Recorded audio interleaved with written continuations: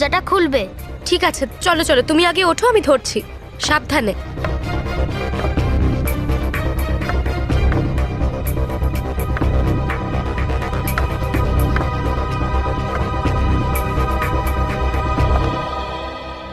Aunty, আমার নাম নিখি, তোমার নাম কি? আমার নাম সোনিয়া।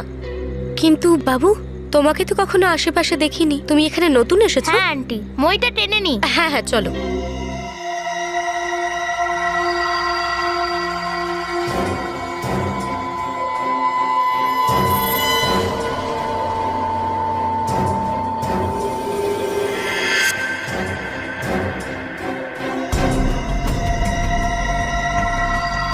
সালুকে কি হয়েছে?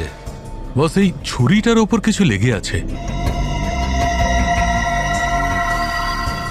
এই দেখো।